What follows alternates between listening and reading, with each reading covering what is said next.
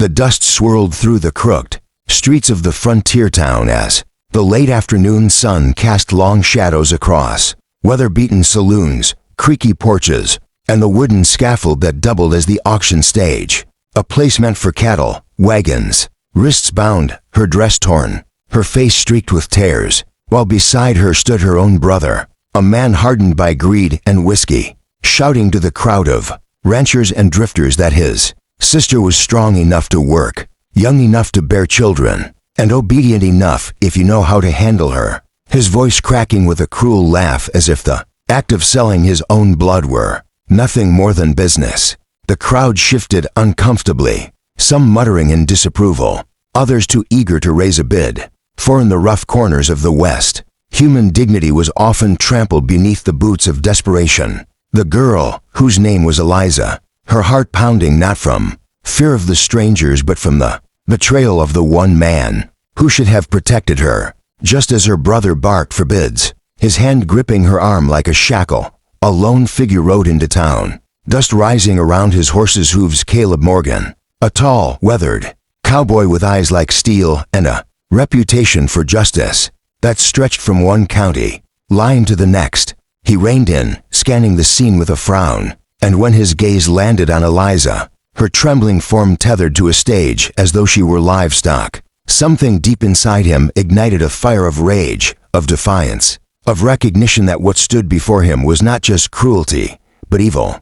Without hesitation, Caleb dismounted, his voice calm yet commanding as he called out a bid that silenced every other man in earshot. $100, cash. The brother blinked, stunned by the sudden offer, then grinned greedily, shoving Eliza forward as the deal was made. But Caleb didn't look at him. He stepped up, cut the rope from her wrists, and said in a voice steady enough to carry, "You're not for sale anymore, miss. From this day on, you're under my protection." And though Eliza could hardly believe what had just happened, though her heart ached with humiliation, when she looked up into the cowboy's eyes, she saw not the hunger of a buyer but the conviction of a man who would sooner die than let her be broken again. The road out of town stretched wide and lonely, the silence between Caleb and Eliza broken only by the steady rhythm of hooves against dirt. And though the weight of freedom had been returned to her, why had he intervened?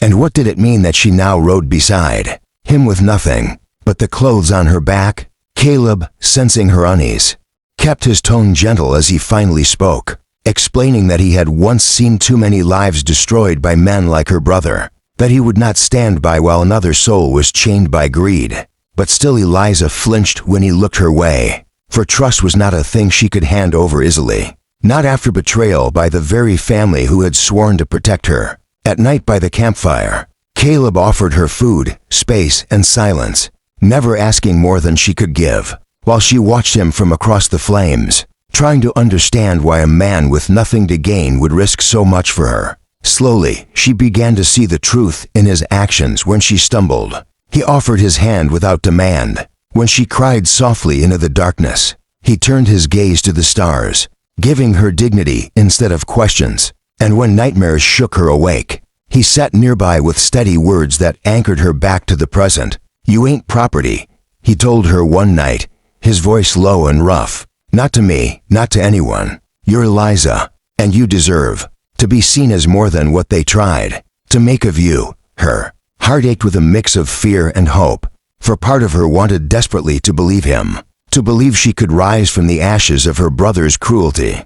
But another part whispered that she was broken, tainted, and undeserving of such kindness. Yet as the days stretched into weeks, with the open plains carrying them toward Caleb's ranch, Eliza found herself standing a little straighter, speaking a little louder, and for the first time since childhood, daring to wonder if her life could be her own. Again, Caleb's ranch lay nestled between rolling hills and tall pines, a place of quiet beauty where the air smelled of fresh grass and horses. And though Eliza marveled at the peace of it, her heart was never fully at rest, for shadows from the past have a way of following close. Her brother, enraged by the public humiliation of losing his sale, had begun to spread whispers in nearby towns, calling Caleb a thief and Eliza a runaway, stirring men with greed and cruelty to take interest in what he had lost. Eliza could sense it, even before the first rider appeared on the ridge one evening. Watching from afar before galloping off, trouble was brewing, and she knew she was the reason. Racked with guilt, she tried to leave the ranch one night, whispering apologies as she crept away.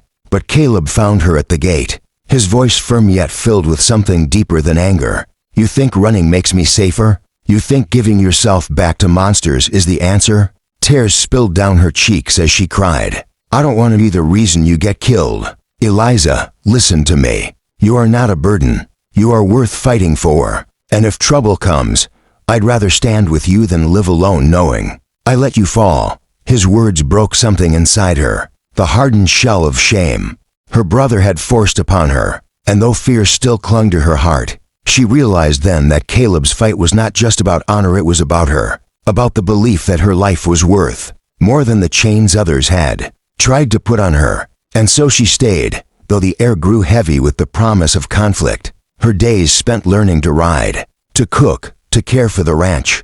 Her nights spent watching the horizon for shadows, until the day came when those shadows finally descended in force. It was just after dawn when the sound of hooves thundered against the valley, a dozen riders pouring down from the hills, their guns glinting in the morning sun, her brother at their lead, shouting curses and demands as he called out Caleb's name, promising to take Eliza back and make Caleb pay with his life. Caleb stood tall on the porch, rifle in hand, his jaw set with unshakable resolve, while Eliza, trembling but no longer willing to hide, stood beside him, the weight of choice pressing against her chest. Would she run again? Or would she finally claim the freedom Caleb had bought for her, not with money, but with sacrifice? Bullets splintering wood and horses screaming. But Caleb fought with the strength of a man defending not land but life itself, each shot fired with precision, each movement protecting the woman at his side. And Eliza, no longer content to cower,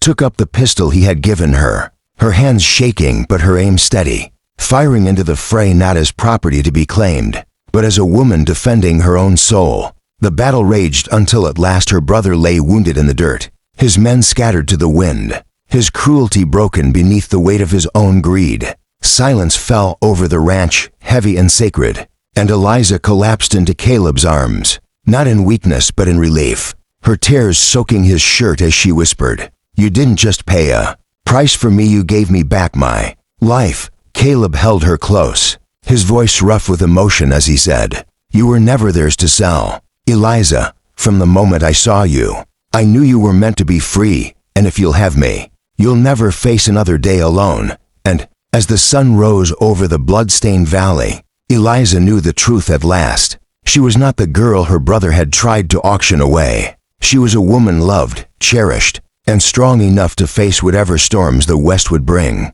because she now carried the name, the heart, and the home that Caleb had given her, not as his property, but as his partner, his equal, and his forever. Cowboys and dreamers, if this story of betrayal, redemption, and love struck a chord in your heart, don't write off just yet. Hit that subscribe button to Wild West Stories. Every tale here carries the grit, danger, and romance of the frontier, and the next one might just change how you see love and courage forever. Saddle up and subscribe now, the trail's just getting started.